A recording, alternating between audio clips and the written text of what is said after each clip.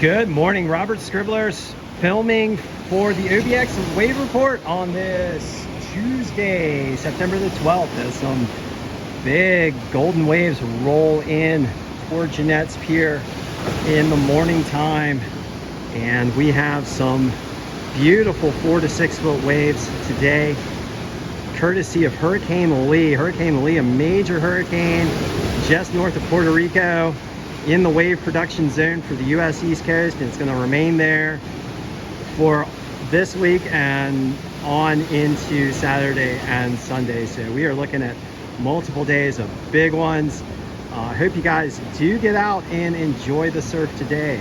All right, so let's get down to some of our official wave information. Sorry, I'm having to move around the column to get my notepad. Okay, so right now at Nag's Head, we've got waves in the range of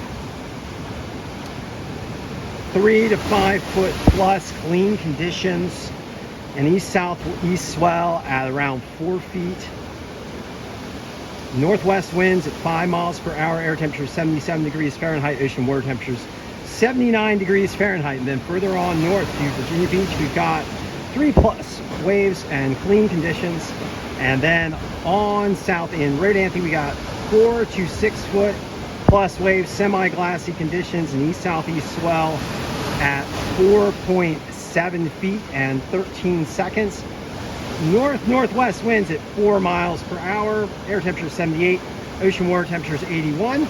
And then at Buxton, we've got 4 to 6 foot plus and glassy conditions with a southeast swell at 5 feet and 14 seconds, north-northwest winds at 4 miles per hour, air temperatures 80 degrees, ocean water temperatures 82. And last of all, at Frisco, 4 to 6 foot and clean. So throughout the day today, we expect waves to increase in size as Lee gradually gets a little closer and pumps out more surf for us. So waves pushing up to the 5 to 7 foot range as we get later on into the day here at many of the beaches. All right, so let's talk about the tropics, the tropical information provided by the National Hurricane Center and global weather models like the Euro model and the Global Forecast System model. Our good scientist friends at the National Hurricane Center note that Lee is a major Category 3 hurricane with 115 mile per hour winds, very large tropical storm wind field at a 300 mile radius around the center of circulation, and the tropical storm force winds forecast to grow to a 400 mile radius over the course of this week. So Lee, a large and growing storm. It is moving west-northwest just to the north of Puerto Rico. Slow forward movement in the range of about 7 miles per hour, and predicted by the folks at the National Hurricane Center to turn toward the north and possibly threaten Nova Scotia and Maine by Saturday and Sunday. This track will bring Lee off the US East Coast and continue to provide us with some large surf for us surfers, dangerous surf for swimmers. So if you do get out in the water, please be careful. Please check in with yourself and make sure that you have the skills necessary to deal with the conditions. Better to live, to swim, and or surf another day. All right, the second system also being monitored by the National Hurricane Center is Hurricane Margot. Margot, now a hurricane at 85 mile per hour maximum sustained winds in the central North Atlantic, heading toward the north at about 13 miles per hour.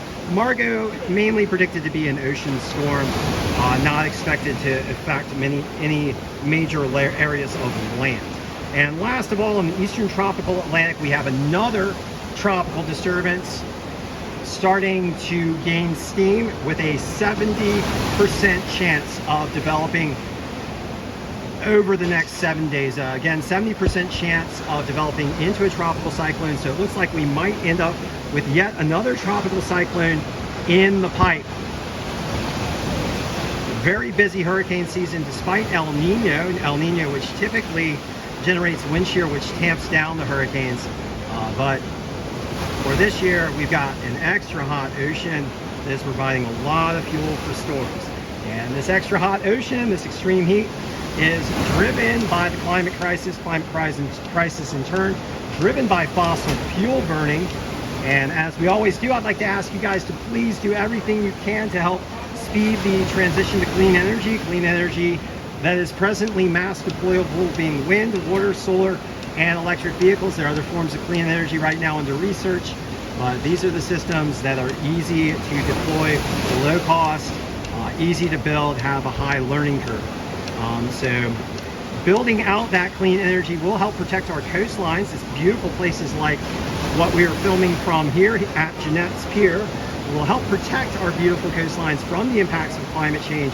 Those impacts for our coastlines mainly being more powerful storms, which threaten our homes on the coastlines and inland, rising sea levels, which also threaten our homes, and ocean heat waves, which harm our ocean environment, which we all rely on, and ocean acidification, which also harms our ocean environment and our coral reefs, which many of us rely on, particularly us surfers, for good breaks and consistent breaks.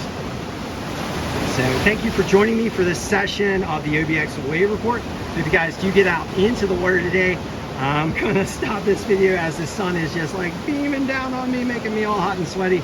But I hope you guys do get into the water and enjoy some great waves today.